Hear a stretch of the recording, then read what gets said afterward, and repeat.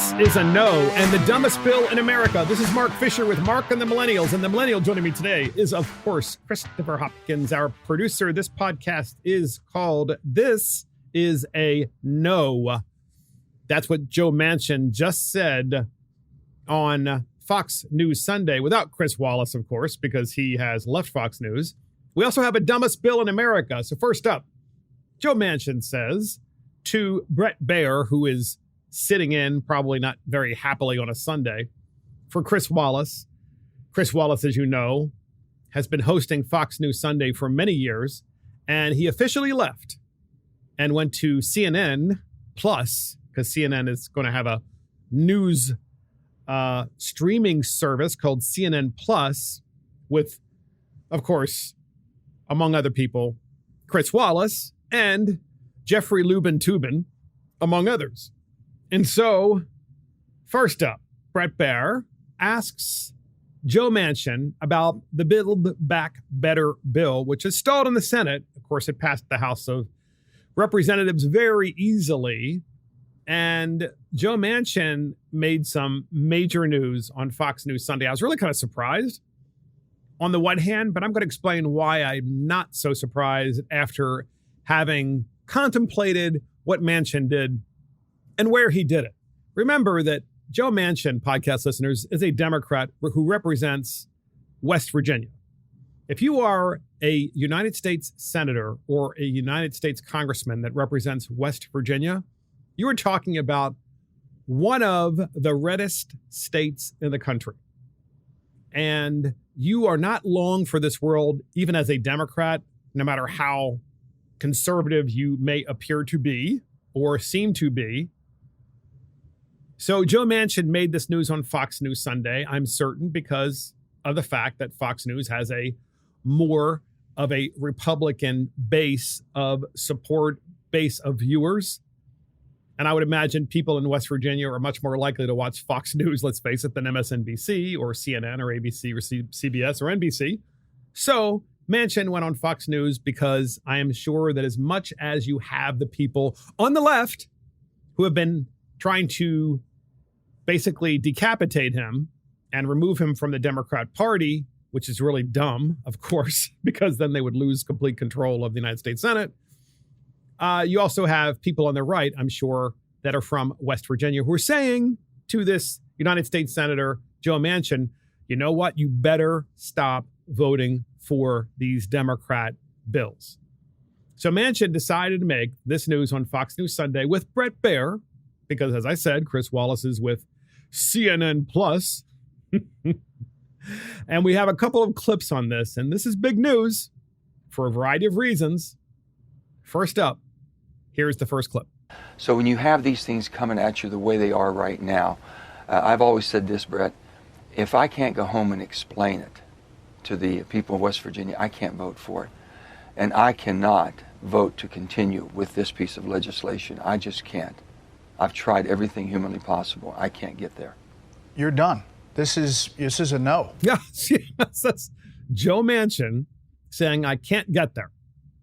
And then Brett Baier following up, who by the way, podcast listeners, I must say, Brett Baier did a much better job than Chris Wallace, because Brett Baier, instead of, going after, I should say, the conservative ideal of saving the country from further inflation, because Chris Wallace would be pushing, of course, to the end, like, well, then you don't want to make sure that mom and dads have proper health care for their children, or they don't have pre-K for their children, which, of course, is what the Democrats are saying. Chris Wallace would have been right there with all those talking points, instead of talking about the immediate problem in the United States of America, which is what?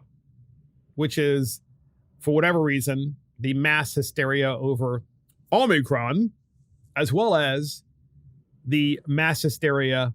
And by the way, the mass hysteria in this case is rightfully held, the mass hysteria of inflation, because it's real and it's frightening to everyone. By the way, it's frightening to me too. Every time I go and buy gas or buy food, or by the way, if you went out to a restaurant recently, I mean, it seems like every time you go back to the same restaurant, they're having to increase prices. And in some cases, pare down their menu because it just isn't even worth it for them to make certain things because they can't make money on them.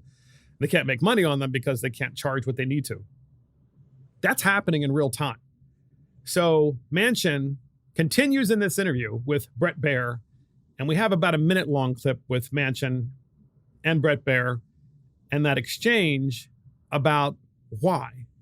And once again, remember who Manchin is really talking to. He's not talking to you and I. He's talking to, and he's speaking to his voters back in West Virginia. That's the reason he's on Fox News, making this huge news. We have that clip, and here it is. We'll just cut it down to 2 years versus 10 years. We'll cut this one down to 4 years versus 10 years, or 1 year versus 10 years.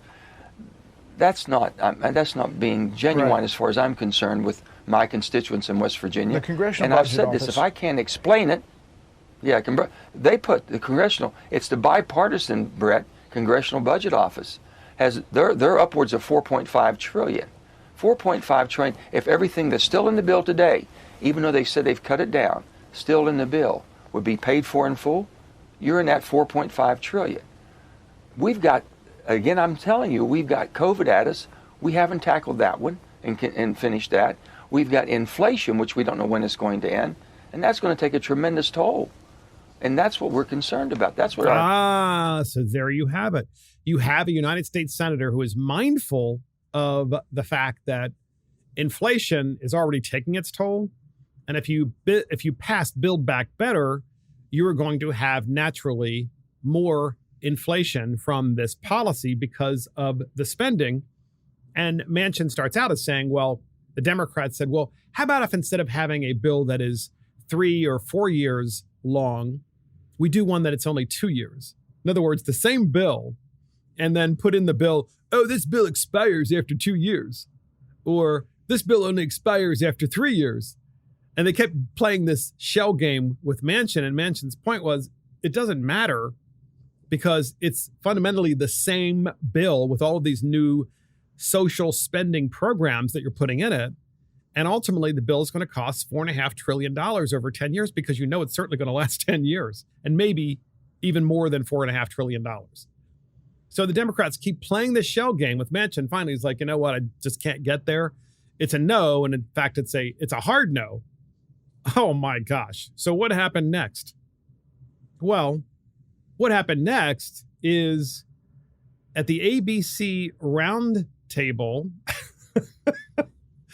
on ABC News on Sundays, they have a round table, and several of the ABC panelists audibly sigh when the host of the roundtable announces that Manchin just killed the Build Back Better bill.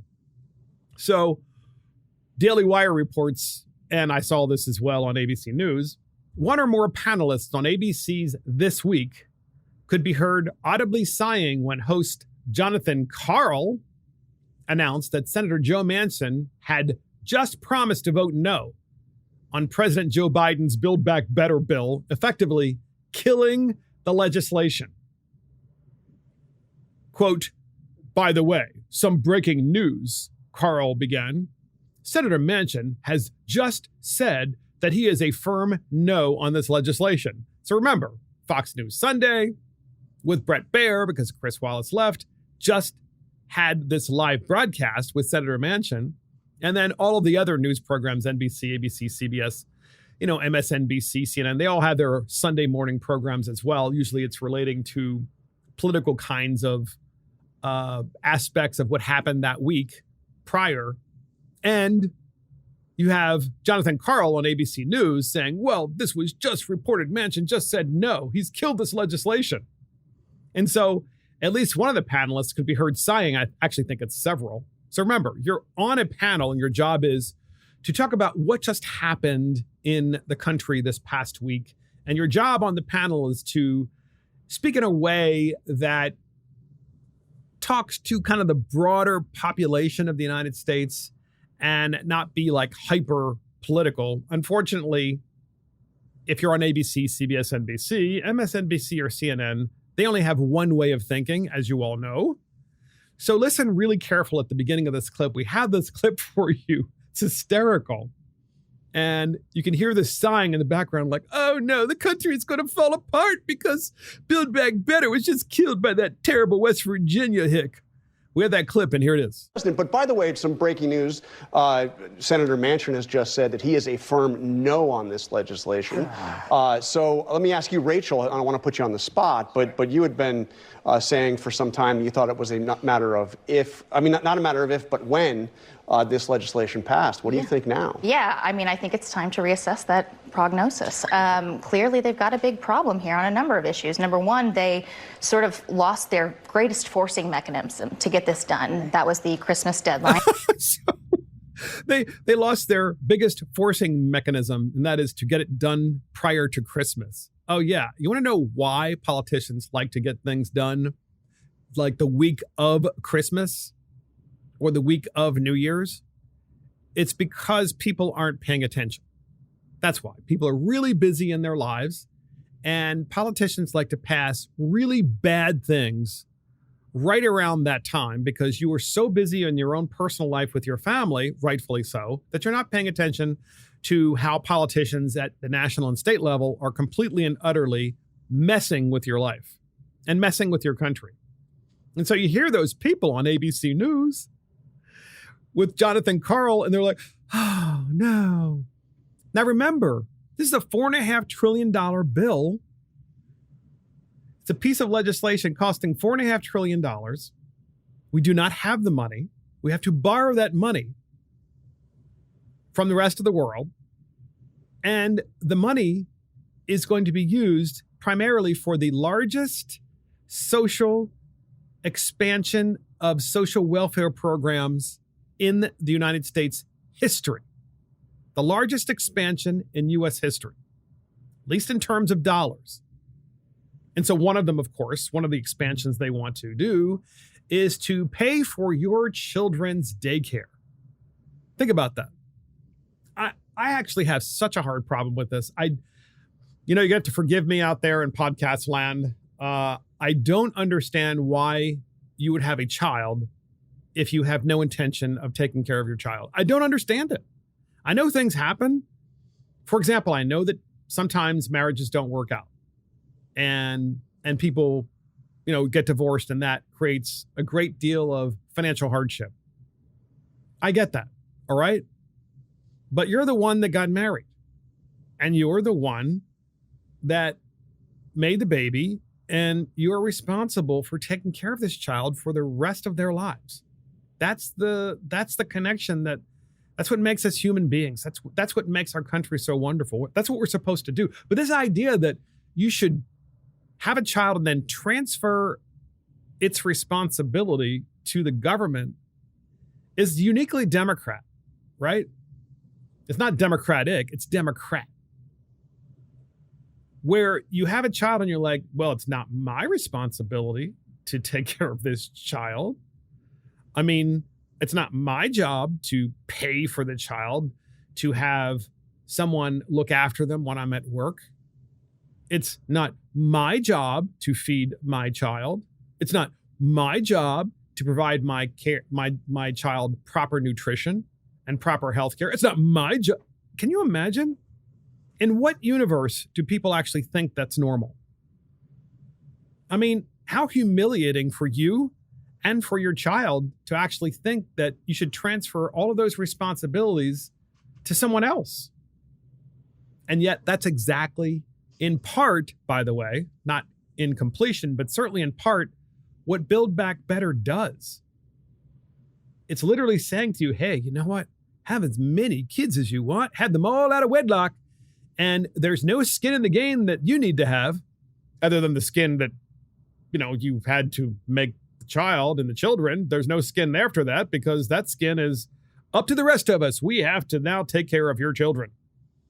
That's our job. You make them, we take care of them. We're the Democrats.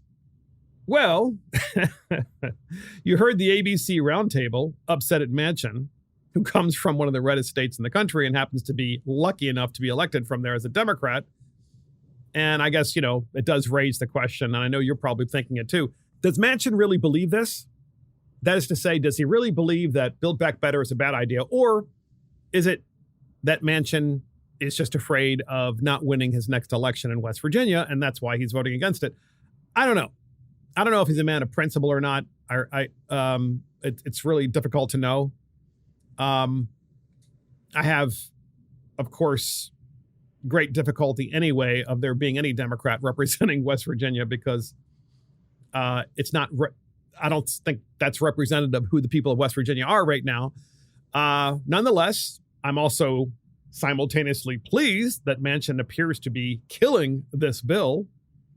But it didn't stop at the ABC roundtable, where actual journalists and, opinion people are like, oh no, the bill's going to die.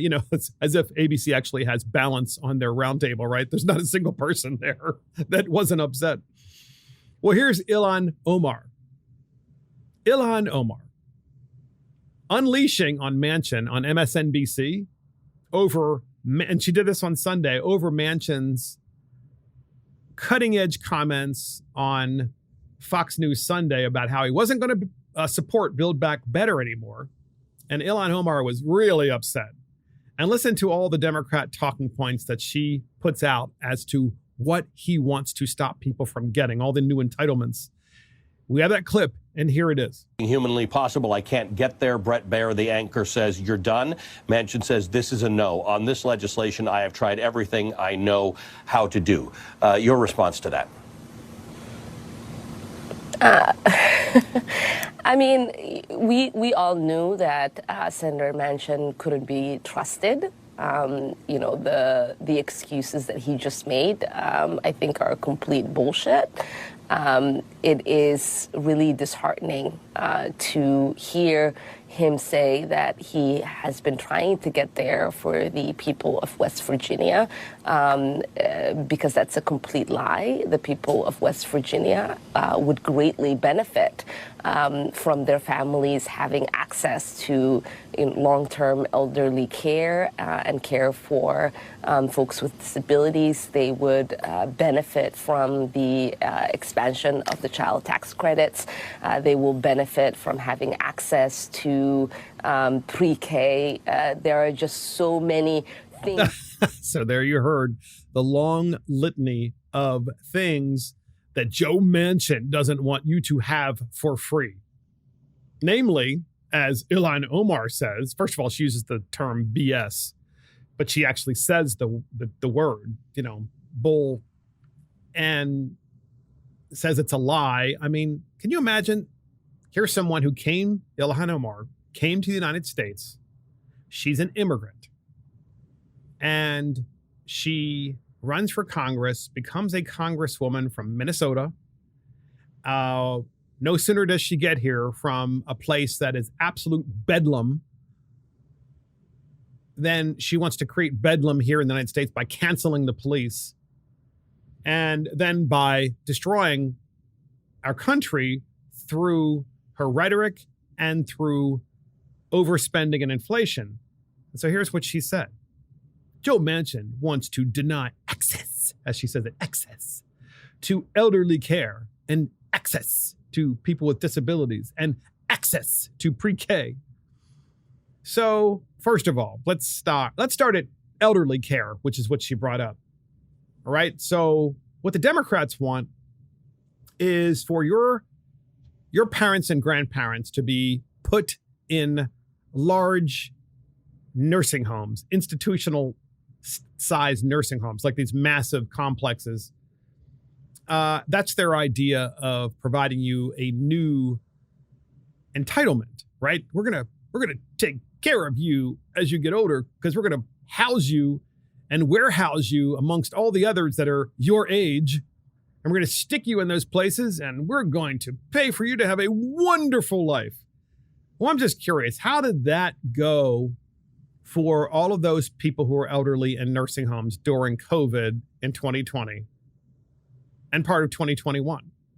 Not just in New York, but in most places across the country, because we only reported on New York, or the media only reported on New York because it was so awful in terms of the, I think, 14,000 that we know of people that were murdered in New York as a result of putting COVID positive patients in nursing homes. But this happened in many other parts of the country, namely where nursing home patients died from COVID en masse because resources weren't focused on the most vulnerable. Instead, it was just like one size fits all, which is incredibly stupid. In fact, we're still doing that in large part in the United States with Omicron. But nonetheless, the Democrats want to expand Build Back Better entitlements for elderly care. Now, once again, do you really trust your government with your health care? And the answer is probably no. Do you then trust your government with your elderly care? I mean, it's ridiculous. And then Ilhan Omar says Manchin is denying access to pre-K. Folks, we have K to 12 in the United States. Okay? In the United States, your child has free kindergarten through 12th grade in public school. And if you want your child to have pre-K, for the most part, in most states, you have to pay for that out of pocket. But remember how old your child actually is. Your child is 3 to 4 years old at that point. And a 3 to 4 year old child probably can't spend an entire school day focused on learning. Okay, because they need nap time and they need play time and all these other things. And where I'm going with this is there's no substitute for your involvement as a parent to help take care of your child. But Democrats don't care about that, right? There's never a conversation about Build Back Better where they say, there's a responsibility that we all have as parents to actually teach our children. Teach them early, teach them about reading, the importance of reading, teach them about the concept of patterns, teach them the concept of shapes and counting and simple math and the letters in the alphabet. Teach them about history. I mean, there's nothing really that you can't actually read to your child that isn't going to help develop them in math and science and social studies and reading. And that's what great parents do. But the Democrats don't want to even have that conversation. It's like, it's the government's job to provide your child's pre-K education now. You don't have any responsibility. Just like you have no responsibility to pay for all the children that you have, take care of them either. And you have no responsibility to feed them, as I said before. And so that's Ilhan Omar, basically unleashing on Manchin, saying he's the problem because he's stopping us from not just indoctrinating your children from K to 12, but expanding the indoctrination to now when they're only 3 and 4 years old. So let's think about this for a moment. If you're already upset with, as I am, CRT being taught in the public school systems, which it's being taught in most jurisdictions across America, whether we know it or not, usually hidden under the term equity. If we're already upset about that, why would we give the Democrats another bill to spend even more money to engage in indoctrination at an even earlier age, which is exactly what this is? And at what point are you no longer in control of your life when the government's literally paying for everything, which of course is the complete end of the American experience when that happens, because then you really aren't personally responsible for anything, which means that you really aren't free. You're not free. You're working for the government and you're a subject of the government because the government's paying for everything. If the government's paying for everything for you, then you're not free by definition because the government can take it away. Well, it was never really yours to begin with, because what's yours is what you actually build yourself and create yourself. And there's no better place to start that when you have children is to take care of them. It's something that a lot of conservatives, by the way, are afraid of talking about. They're afraid of talking about this issue of you have children, you have a responsibility of raising them and taking care of them, period. And I remember when I was growing up and also with my children, you know what we did? We actually had play groups for pre-K, and the different parents would participate and they would read and do different things. And if we did send them to like a private pre-K, it was only for like a couple of hours, like just the morning hours. And then you would pick them up right before lunch. So it was just a couple of, but that was our responsibility. We did that. We took care of that. Unfortunately, the Democrats are trying really hard to make sure that you have no responsibility for your children, and therefore you get conditioned with the idea that the government should take care of all of the aspects of raising a child. It's really scary. It's really, especially in light of what's happening in K-12 with CRT, because it's not an accident that we got here.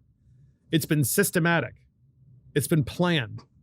And so Congressman John Yarmuth of Kentucky also unloaded on Manchin. And Congressman John Yarmuth is important because he's on the congressional and head of the Congressional Budget Committee. He's a Democrat from Kentucky. Yes, there are Democrats from Kentucky, just like there are Democrats from West Virginia. Hard to believe, but there are. And good old Congressman John Yarmuth is all about Build Back Better. And he talks about the fact that it's not inflationary. I mean, do you really believe that out there in podcast land? If you're a Democrat and you're listening to this, do you really believe that when you have inflation and government continues to spend more money and it increases inflation, that it doesn't make inflation worse? I mean, do you really believe that? Are you really that stupid? Maybe so. I'm not sure. But we have this clip from Congressman John Yarmuth responding to the Joe Manchin revelation that he's not going to support Build Back Better. We have that clip, and here it is. What's frustrating, there's so many frustrating things about Senator Manchin's position, but what frustrates me most is that he's using discredited Republican talking points to make his case for not supporting the bill. This bill's not inflationary. He talks about fears of inflation. We've had numerous economists from across the spectrum say that there's no inflationary impact from the Build Back Better Act. He talks about deficits. This is almost entirely paid for in the first 10 years and actually provides a surplus in the second 10 years. There's no real significant addition to the debt. He talks about supply chains. I have no idea what he's talking about. So I wish he would just tell us what he wants, what he would be satisfied with. We've never gotten that answer from him. And meanwhile, 222 Democrats in the House and 49 Democrats in the Senate have been working in good faith for 6 months or longer, trying to get this very important piece of legislation done. I think a bit of arrogance on the part of Senator Manchin, who thinks that he should have total say as to what gets passed. No, Joe Manchin has just one vote. It's just that you need that one final vote because not a single Republican is voting for Build Back Better. So he doesn't have the only vote. He has just the last vote you can possibly obtain in the Senate to pass the bill, which is why John Yarmuth is so upset. And what I think is funny is John Yarmuth, again, he represents the Louisville area of Kentucky. He's a former newspaper editor. You got to love this, right? The so-called newspaper editors who are nonpartisan then run for Congress as Democrats, always. I mean, I don't ever remember a Republican newspaper editor running for Congress and then becoming one. So Yarmuth says that Build Back Better is not inflationary. I mean, did you hear that? Here's a guy, he's educated, a Democrat, head of the budget committee. His job is to make sure that we live within our means, and is saying, well, the current spending is not inflationary and Build Back Better. You know, we've already looked at this. It's not inflationary. It's not going to make inflation any worse. So why are they focusing on spending if they're not worried about inflation? Why not focus on saving and trying to reduce the deficit if you really are worried about inflation? Why not bring in all hands on deck and have a conversation and a roundtable live in front of the American people about how we can curb inflation and educate people about the economy? But no, Build Back Better doesn't cause inflation, says Congressman John Yarmuth of Kentucky. And Joe Manchin thinks that he's the only person that matters in the Senate. And, you know, that it's just like one man that controls everything. Well, you idiot. It's called democracy, right? You have one guy whose vote that you need, and you can't get it. And you can't get it because he's representing a very red state. And whether it's because this is in his heart to oppose more inflation, or whether it's in his heart to oppose an expansion of the welfare state, or whether he's just reading the political tea leaves, you don't have his vote. You certainly don't have it now. And speaking of the fact that John Yarmuth is a former news editor of a so-called newspaper in Kentucky, the Politico editor, Politico, the online newspaper, Politico editor Sam Stein declares Manchin's Build Back Better no vote is objectively devastating to Earth. Remember, this is the editor of a newspaper.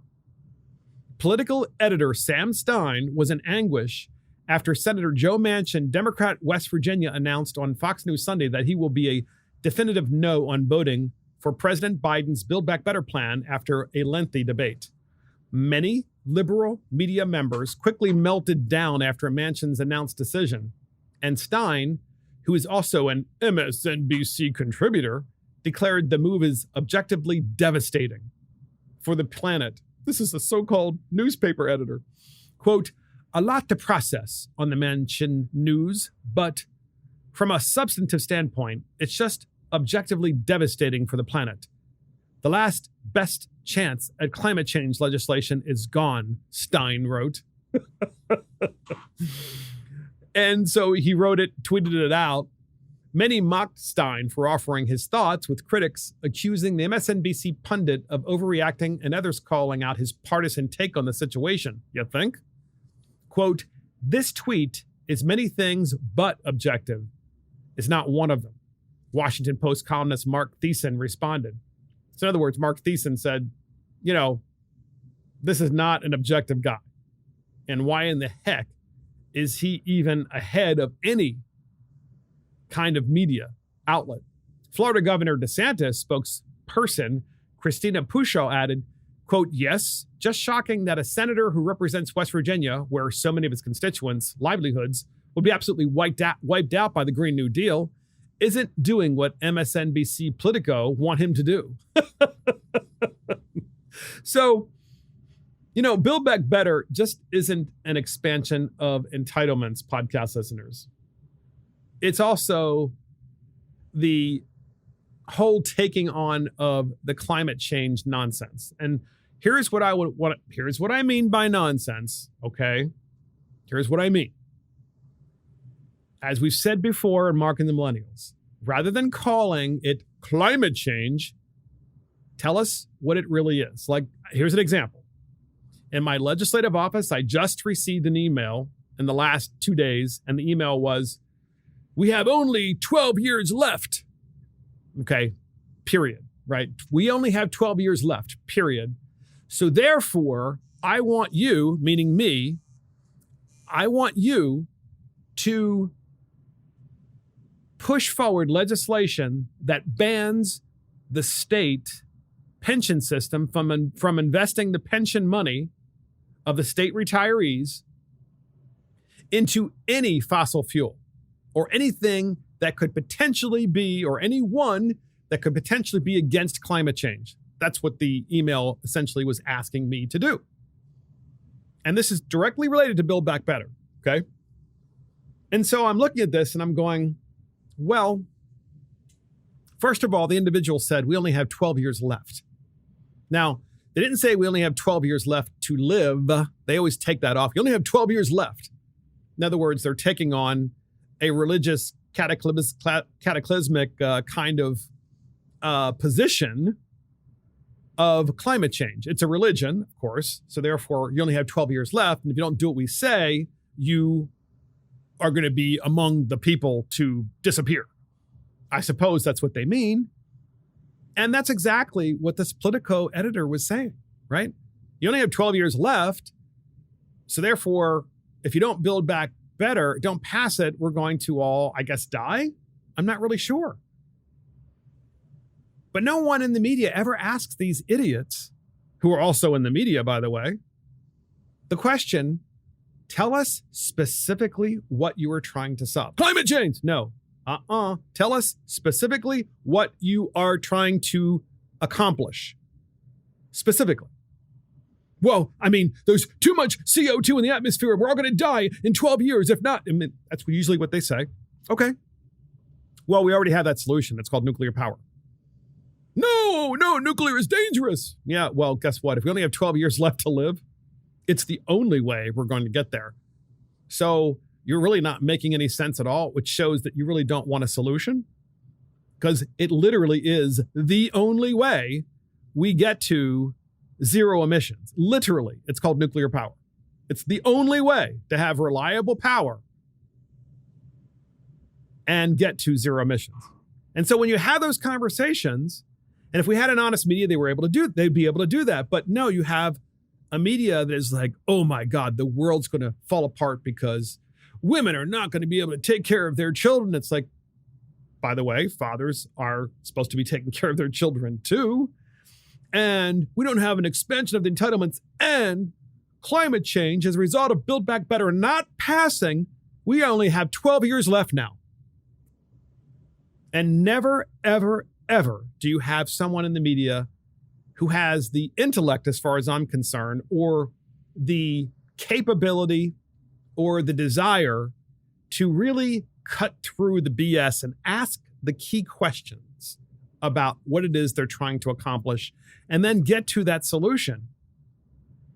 It's very, very rare. And by the way, Republicans are really bad at it too, by the way. Republicans are just like, no, there's not climate change. That's probably not the right response. I'm pretty sure the right response is to say, because it is the honest response, the honest response would be to say, yeah, there are significant changes to our planet. Let's take them on one by one. Okay? And I think CO2 emissions are probably the single biggest one. And we get there by nuclear power, clearly. And then you take them step by step after that, and you accomplish what it is that you're trying to accomplish. And so good for Joe Manchin for finally putting his foot down right before Christmas and saying, you know, I'm a hard no on this. This is ridiculous, because I kept looking at this bill and it's really $4.5 trillion no matter what they do. It's an expansion of government like we've never seen before. And it doesn't really matter how much good Democrats think they're doing. What good is it if people can't even afford to pay their mortgages because of inflation, and food because of inflation, and gasoline because of inflation, or buy cars because of inflation? It does no good whatsoever, in fact. And good for him. Good for him for articulating that and finally putting the kibosh on Build Back Broke. So next up, podcast listeners, we have Go Woke or Go Broke. That's a unique one, I got to tell you. North Koreans are banned from laughing. You actually heard that correctly. North Koreans, podcast listeners, are banned from laughing or drinking for 11 days to mark the 10th anniversary of former leader Kim Jong-il's death. So they can't laugh or drink for 11 days. But it's marking the 10th anniversary. So why wouldn't it be 10 days if they're marking the 10th anniversary? I'm not exactly sure, but this is in the Daily Mail, and it's true because it's all over all the different news sources out there. North Koreans have been banned from laughing or drinking for 11 days to mark the 10th anniversary of former leader Kim Jong-il's death. Government authorities have ordered the public to not show any signs of happiness while North Korea commemorates Kim Jong-il's death. Kim Jong-il ruled North Korea from 1994 until his death in 2011, and was then succeeded by his third and youngest son, current leader Kim Jong-un. Now, 10 years after his death, North Koreans are being forced to observe the 11-day period of mourning where they are not allowed to laugh or drink alcohol. During the mourning period, we must not drink alcohol, laugh, or engage in leisure activities, a North Korean from the northeastern border city of Sinuiju told Radio Free Asia. The source added that North Koreans are not allowed to go to the grocery shopping on December 17th, the anniversary of Kim Jong-il's death. Not that that would matter, by the way, because in North Korea, when you go grocery shopping, there's really nothing in the grocery store anyway. You can imagine with supply chain issues being the way they are, I'm sure it's worse in North Korea than it's ever been, which makes me feel terrible for the North Korean people. They added, Quote, in the past, many people were caught drinking or being intoxicated during the mourning period, and they were arrested and treated as ideological criminals. They were taken away and never seen again. I mean, think about that. You were drinking or you were laughing and having fun. You weren't laughing at Kim Jong-un or Kim Jong-il. You were just like living your life, and you were removed from society and never to be seen again, which I'm pretty sure we all know what happened there. Even if your family member dies during the mourning period, you're not allowed to cry out loud, and the body must be taken out after it's over. What? People cannot even celebrate their own birthdays if they fall within the mourning period. Kim Jong-il died of a heart attack on December 17th, 2011, at the age of 69 after ruling the country for 17 years in a brutal and repressive dictatorship. While the mourning period held every year for Kim Jong-il is usually 10 days, this year it will be 11 days to mark the 10th anniversary of his death. Okay. Another source, a resident of the southwestern province of South Wonghai, said police officers were told to watch for people who failed to look appropriately upset during the mourning period. So, like, if you're outside and you're on your way to work, or you're just taking a walk outside, right? You're just trying to get some fresh air. You got the police state that's out there in full force. And if you don't look sufficiently sad, you can get arrested and then executed. From the first days of December, they will have a special duty to crack down on those who harm the mood of collective mourning. It's a month-long special duty for the police. I heard that law enforcement officials cannot sleep at all. The source also added that citizens groups and state-owned companies have been ordered to take care of those in poverty during the period of mourning as the country grapples with a food crisis. They said, no, that would cause people to cry right there, right? You go to the local grocery store in North Korea and there's no food. I mean, that would make you cry. They said, social order and safety must be ensured, so companies are responsible for collecting food to give to residents and employees who cannot come to work due to food shortages. Residents must also work together to help out the North Korean street beggars. So, podcast listeners, just when you think that inflation couldn't get any worse in the United States, and just when you think about what the Democrats are trying to do to this country and what they are doing with inflation and trying to pass yet another bill, Build Back Better, which would cause inflation to accelerate even worse than it already is. In North Korea, you have a country where they have insufficient goods and services to purchase, and they have forced mourning periods. And then in addition to that, I'm sure they have outrageous inflation, because if you don't have enough stuff, obviously the only way to stop it is to either allocate it through the communist government, or you just mark it up, or it's just not available at all. And the Democrats are heading right in this direction. You know? I mean, everything from you must be mourning for the next 12 years because of climate change, because that's all we have left, to we need to pass more and more spending because it really doesn't matter how bad inflation is. If we don't pass all this spending, then just the world as we know it is going to end. And that's exactly what they think. And another story, North Korea executed 7 people for watching and distributing K-pop videos. I mean, talk about the ultimate in surveillance state and the ultimate in totalitarianism in 1984 all over again, of course. And then meanwhile, the Senate, United States Senate, unanimously passes the Uyghur Forced Labor Bill. Finally. I believe that is Marco Rubio's bill, which finally calls out China on doing these awful things that they're doing to the Uyghur Muslims. Everything from slave camps to organ harvesting to just mass genocide, which is really what, by the way, communist parties do. And you just have to say to yourself, we're so proud, so lucky to live in this country. We need to make certain, we need to work really hard to make sure that we don't become these countries.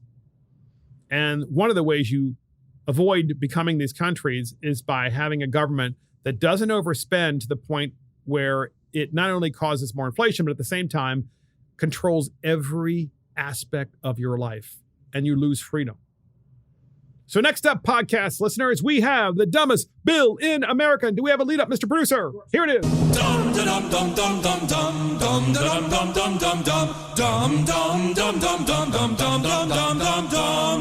And it is the dumbest bill in America, and it is COVID jails in New York. COVID jails in New York. You heard that correctly. Assemblyman Nick Perry, he's an assemblyman in New York and Albany, but he represents a part of Brooklyn, I believe, in New York City. He has put in Assembly Bill A416, a bill that would create COVID jails and COVID detention camps in New York State. Yes, you heard that correctly. So listen to this. Here is the bill. I'm reading from the bill, podcast listeners. He has put it in for the 2021 and 2022 regular assembly session in New York State. Here's what the bill does. The public health law is amended by adding a new section to read as follows. Removal and detention of cases, contacts, and carriers who are or may be a danger to public health. The provisions of this section shall be utilized in the event that the governor declares a state of emergency due to an epidemic of any communicable disease. Upon determining by clear and convincing evidence that the health of others is or may be endangered by a case, contact, or carrier, or suspected case, contact, or carrier of a contagious disease, that in the opinion of the governor, the opinion, after consultation with the commissioner, may pose an imminent and significant threat to the public health, resulting in severe morbidity or high mortality, the governor or his or her delegee, including but not limited to the commissioner or the heads of local health departments, here it comes, may order the removal and or detention of such a person or a group of such persons by issuing a single order, identifying such persons either by name or by a reasonably specific description of the individuals or group being detained. Such person or group of persons shall be detained in a medical facility or other appropriate facility or premises designated by the governor or his or her delegee and complying with subdivision 5 of this section. So, podcast listeners, the governor, if this bill were to pass, could simply say, this group of people pose a public health threat and they will be detained because of the emergency measures that would be given to the governor. And the governor would have no check and balance against the governor or be in the governor's opinion who that person or persons or groups would be. We've already seen with COVID, the huge politicization of COVID as a result of the vaccinated versus the unvaccinated, and how New York is already entering into a stage, an early stage of totalitarianism, whereby the current governor of New York is saying, you need a passport. You need not a passport as an illegal immigrant. No, that's fine. What you need is a passport as an unvaccinated person. You need to either prove that you are vaccinated with this passport or you will not be able to function in society. And then this idiot, Assemblyman Nick Perry from New York City, puts Bill A416 in. He's done it several other times, by the way, and we have talked about this before in New York. He was born and raised, this guy, Nick Perry, in Jamaica. Okay? The fourth of 5 sons and a family of 11 children. He completed his secondary education at Kingston College in Jamaica, where he attended a full scholarship and worked for the Bustamante Industrial Trade Union before traveling to the U.S. in the summer of 71. So in other words, this guy is an immigrant himself and comes to the United States for a better life, obviously. He gets elected to the New York General Assembly as an assemblyman and then puts a bill in that says that you can be jailed just because the governor doesn't like you under a health emergency.